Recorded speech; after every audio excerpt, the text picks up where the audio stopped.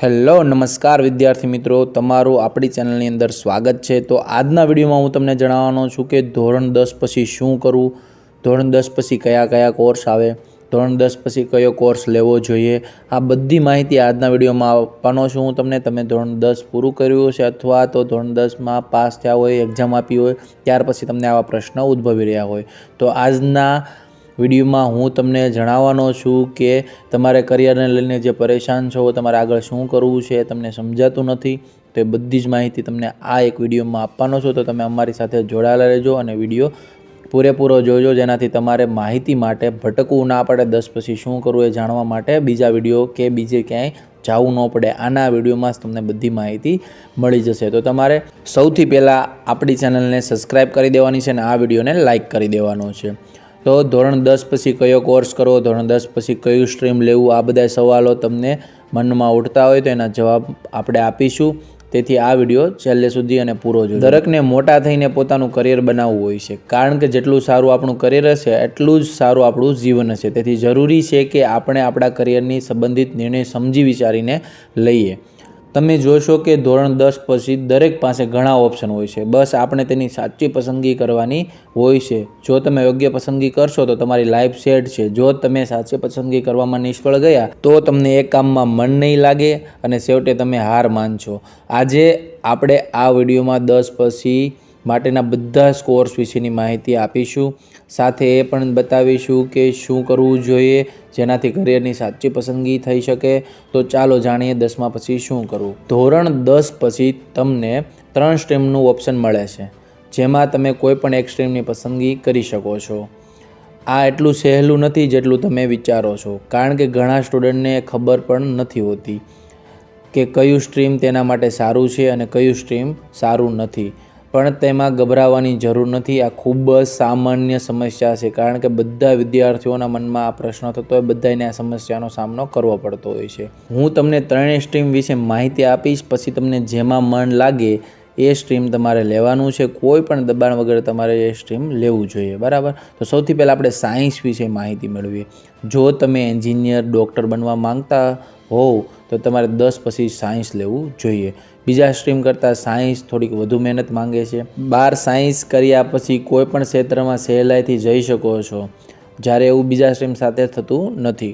ટૂંકમાં ખૂબ જ સારું સ્ટ્રીમ માનવામાં આવે છે। જો તમે સાયન્સ લઈને ડૉક્ટરનો અભ્યાસ કરવા માગો છો તો તમારે બાયોલોજી જરૂર લેવું જોઈએ। જો તમે સાયન્સ લઈને એન્જિનિયર બનવા માગો છો તો તમારે મેથ્સ તમારી પાસે હોવું જોઈએ, એટલે કે તમે મેથ્સ સાથે સાયન્સ કરેલું હોવું જોઈએ। જો તમારે મેથ અને બાયોલોજી બંને લેવું હોય તો તમે એ પણ લઈ શકો છો। સાયન્સ સ્ટ્રીમમાં તમારા subject physics, chemistry, biology, math, English હોય છે, બાકીના એડિશનલ સબ્જેક્ટ પણ લઈ શકો છો। કુલ મળીને 6 સબ્જેક્ટ હોય છે। જો તમે સાયન્સ મેથ્સ સાથે કરો છો તો તમે નોન મેડિકલ સ્ટુડન્ટ કહેવાઓ છો। જો તમે બાયોલોજી સાથે કરો તો તમે મેડિકલ સ્ટુડન્ટ કહેવાઓ છો। જો તમે બાયોલોજી લીધું છે તો તમે મેડિકલ ક્ષેત્રમાં જઈ શકો છો, પણ કોઈ એવા ક્ષેત્રમાં જઈ શકતા નથી જ્યાં મેથનો ઉપયોગ થાય છે। જો તમે આવો કોઈ પણ નિર્ણય નથી લીધો તો તમે બંને એક સાથે કરી શકો છો, મેથ અને બાયોલોજી બંને લઈ શકો છો, બરાબર। સાયન્સ સ્ટ્રીમના વિષયો કયા કયા હોય તો ફિઝિક્સ, આ વિષયમાં તમને ગતિ, ઉર્જા, ઘર્ષણ વગેરે જેવા ટોપિક સમજવા માટે મળે છે। આ સાયન્સના બાકી વિષયોથી વધુ મુશ્કેલ માનવામાં આવે છે। ત્યાર પછી કેમિસ્ટ્રી, તેમાં તમને રાસાયણિક વિષય જાણવા મળે છે, જેવું કે પાણી, કેમિકલ, તરલ પદાર્થ, ઠોસ પદાર્થ, દ્રવ્ય પદાર્થ સાથે જોડાયેલી માહિતી। ત્યાર પછી બાયોલોજી, આ સબ્જેક્ટમાં તમને જીવજંતુની, માનવ શરીર, પશુ શરીર, ઝાડ છોડ વગેરે માહિતી આપવામાં આવે છે। જો તમે જીવ વિજ્ઞાનમાં રુચિ રાખો છો તો આ સબ્જેક્ટ તમારા માટે છે। ત્યાર પછી મેથેમેટિક્સ, આ સબ્જેક્ટમાં તમને ગણિત શીખવાડવામાં આવે છે।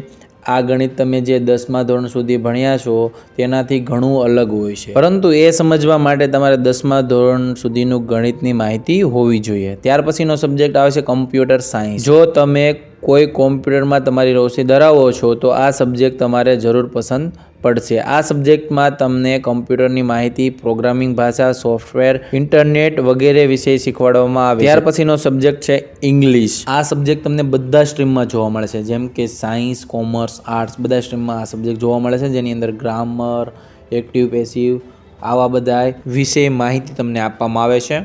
આ હતી સાયન્સ વિશેની શોર્ટમાં માહિતી. 10મા ધોરણ પછી જો તમે સાયન્સ લો તો આ હતી એની માહિતી.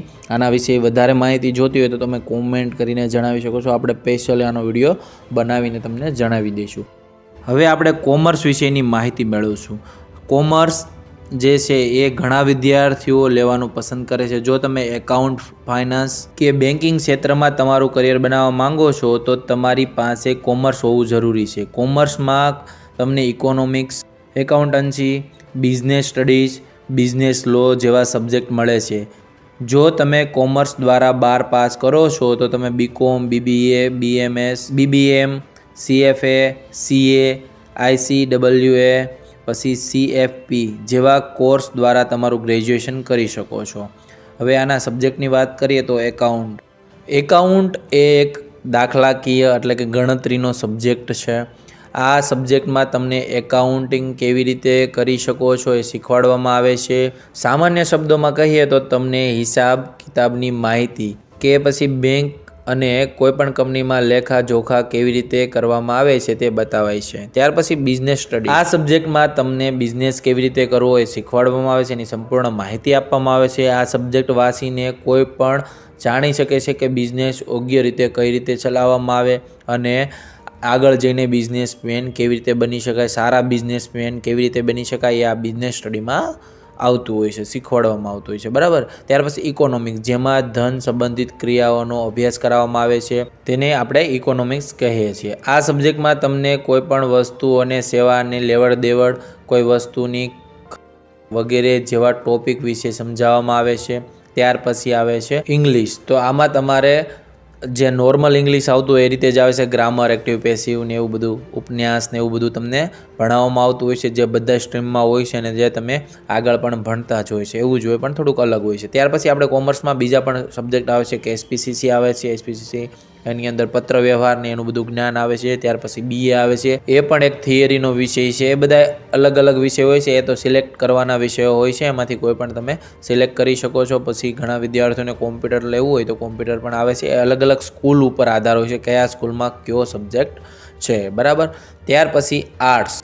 હવે આર્ટ્સ વિશેનું આપણે જ્ઞાન મેળવીશું. એ પહેલાં તમને જણાવી દઉં, તમારે સાયન્સ, કોમર્સ, આર્ટ્સનું કોઈ પણ સ્ટ્રીમનું અલગથી માહિતી જોતી હોય તો આપણે એના વિડીયો મૂકેલા છે. કદાચ વિડીયો ના હોય તો તમે કોમેન્ટ કરીને બતાવી શકો છો, તો આપણે એના વિડીયો બનાવી દઈશું. હવે આપણે આર્ટ્સ વિશે માહિતી મેળવીશું. જો તમે sociologist, social service, woman psychology, political, economics કે પછી હિસ્ટ્રી જેવા સબ્જેક્ટમાં તમને રસ હોય તો તમારે આર્ટ્સ સ્ટ્રીમ લેવું જોઈએ. હવે વિદ્યાર્થી મિત્રો, તમે આ જેટલા નામ વાંચો છો, જેટલા નામ તમે સાંભળો છો, બધાય કોમર્સના, આર્ટ્સના કે સાયન્સના સબ્જેક્ટના, તો આ કોમર્સના અને આર્ટ્સના આ બધા સબ્જેક્ટ છે ને એના નામ તમને જેટલા અઘરા લાગે છે એવું કાંઈ હોતું નથી. થોડુંક બધા સબ્જેક્ટ મોસ્ટ ઓફ ઇઝી જ છે.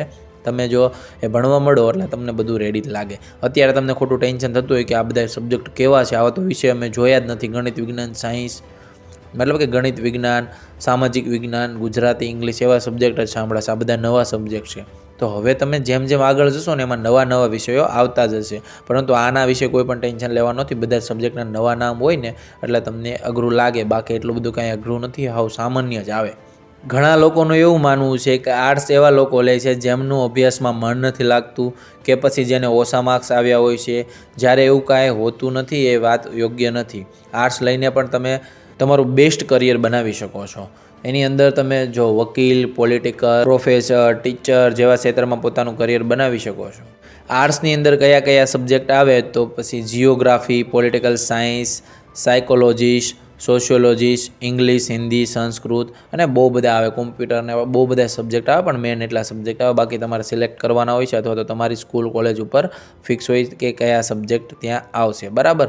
હવે આપણે આગળ વાત કરીએ તો આ આર્ટ્સનું છે. ત્યાર પછી તમને આર્ટ્સ, સાયન્સ, કોમર્સ એના બધાની માહિતી આપી દીધી. પણ વિદ્યાર્થી મિત્રો, તમારે પોલીસ બનવું હોય કે પછી કોઈ પણ ગવર્મેન્ટ અધિકારી બનવું હોય તો કઈ રીતે બનવો એ પણ તમને મેં વિડીયો બનાવીને મૂકી દીધો છે. ધોરણ 10 પછી નહીં પણ ધોરણ 12 પછી ગવર્મેન્ટ જોબ એવું બધા વિડીયો મૂક્યા છે.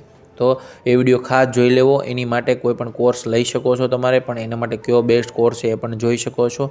પરંતુ એમાં ગવર્મેન્ટ એક્ઝામની તૈયારી કરવાની હોય છે. બરાબર. અને તમે ગ્રેજ્યુએશન થાઓ ત્યાર પછી તમે ગવર્મેન્ટ એક્ઝામની તૈયારી કરીને પછી તમે એક્ઝામમાં ફોર્મ ભરીને તમે કોઈપણ ગવર્મેન્ટ ઓફિસર બની શકો છો, બરાબર. અમુક 10 પછી બની શકે, 12 પછી બની શકે અને કોલેજ પછી પણ બની શકે, અલગ અલગ હોય છે.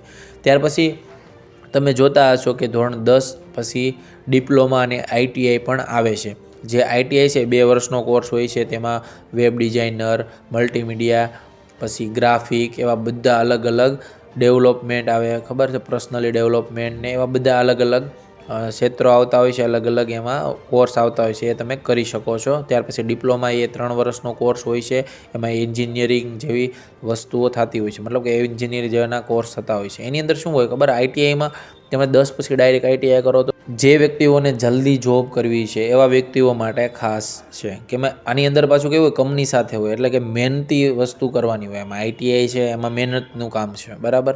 એમાં જલ્દી તમને મળી જાય છે. અને ત્યાર પછી ડિપ્લોમા છે એ પણ એવું છે કે તમને જલ્દી ડિગ્રી મળી જાય. આ ડિપ્લોમા છે ને એક પ્રકારની ડિગ્રી જ છે, ડિપ્લોમા ડિગ્રીનું નામ જ છે, બરાબર. આના વિશે તમારે વધુ માહિતી જોતી હોય તો એના વિશે વિડીયો આપણે બનાવી દઈશું. ડિપ્લોમા અને ITIનું ખાલી શોર્ટમાં તમને જણાવ્યું છે, કારણ કે તમે અત્યારે આ વિડીયોમાં બધું જણાવીશ તો આ વિડીયો લાંબો થઈ જશે અને તમને સારી રીતે માહિતી નહીં આપી શકું. એટલા માટે આપણે અલગથી વિડીયો બનાવીશું. અને વિદ્યાર્થી મિત્રો, તમને 10મા ધોરણ પછી શું કરવું એને લઈને કોઈ પણ ક્વેશ્ચન હોય તો તમે કોમેન્ટ કરી શકો છો. જો તમને વિડીયો પસંદ આવે તો વિડીયોને લાઇક કરો, ચેનલને સબસ્ક્રાઇબ કરીને અમારી સાથે જોડાયેલા રહો અને તમારા મિત્ર સુધી આ વિડીયોને શેર કરી દો. જય હિન્દ, જય ભારત.